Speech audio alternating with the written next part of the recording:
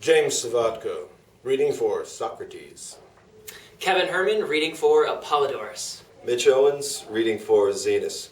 I'm Tim Reese, and I'm reading for Agathon and Aristophanes. I'm Jeremy Johnson, I'm reading for Alcibiades and the narrator. Scene 6, Agathon's place. A servant announces Apollodorus and Zenas' arrival as they enter the dinner party. A small group of mostly young men. Aristophanes and Socrates are present as well. Ah, look who's here, everyone. Apollodorus and Zenas.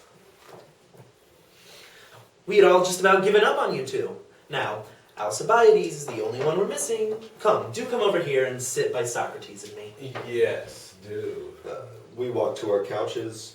I hope you'll agree this is a case of better late than never. Certainly. It's good to see you both. Yes, two handsome young men like yourselves will definitely make an excellent addition to our little gathering here. In that case, maybe I should say, I hope you didn't miss us too much.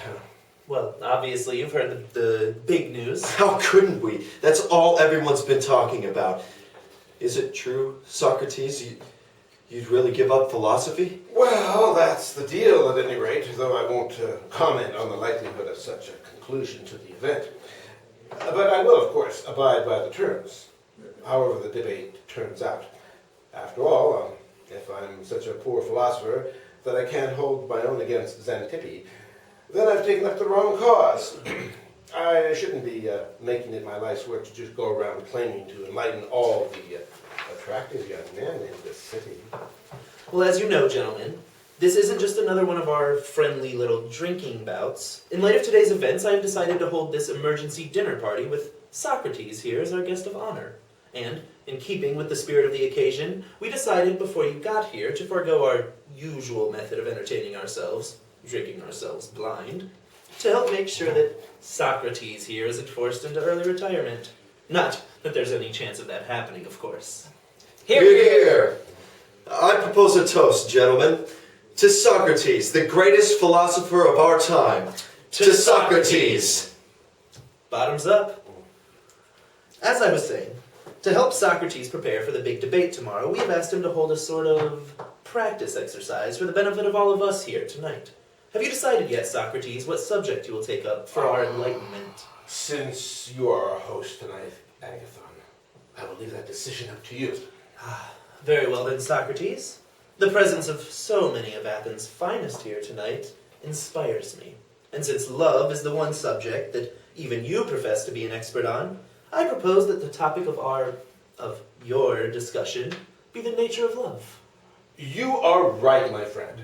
This is indeed the one subject I claim to have a special knowledge of, and so we could... Not so fast, Socrates, old boy. I object, since we all owe our dinner tonight and entertainment tomorrow to our distinguished guest's marital bliss, I propose that in honor of his extraordinary wife, yes, I mean Xanthippe, in case you're all wondering who I'm talking about, I propose that the particular form of love known as marriage be the subject of Socrates' talk. Very well then. This isn't a court of law, Aristophanes, but your objection is duly noted and approved. That is, as long as Socrates agrees. Agreed. Marriage. Now, that's a subject you should really have special expertise about, Socrates. Expertise, no. Nightmares, yes. But remember, my young friend, your day is coming as well. It's every young man's fate to settle down and raise a family once he's had a chance to sow his wild oats. Married people like to say things like that to scare single people, but I'm sure I can take some comfort in the fact that it would be hard to find another Xanthippe. She's quite a prize. Not so hard as you might wish, perhaps. It's true that Xanthippe has more of the fury in her than most, but I think there's a lot of Xanthippe in all women. But Xanthippe does deserve credit for this. She has been an exemplary wife in one respect. She has definitely helped steel me against any possible form of adversity life could offer. But let's leave Xanthippe to scrubbing the floor or whatever else she may be doing to prepare herself for tomorrow, and turn our attention to the proposed topic of our nice little dinner chat. I believe, gentlemen, you know the procedure by now. to prevent me from just flying off on a wild tangent somewhere, I would like to ask a few questions to make sure we all agree on a couple of basic points before I really go off the deep end. Certainly. I'm glad to find you all so cooperative. Zenas, if you will be so kind as to help us all find our way on this difficult subject, let us first investigate Aristophanes' contention that marriage is a kind of love. Do you believe, along with our esteemed poet here, that love and marriage are one and the same thing? Or are they two different things? Two very different things, I should say, Socrates, since it appears that we often find one without the other. In fact, they often seem to be as unlike as any two things can be. Ha! Very good. Now, clearly, if we are to arrive at the truth in this matter, we must first consider what are the general types of love and marriage.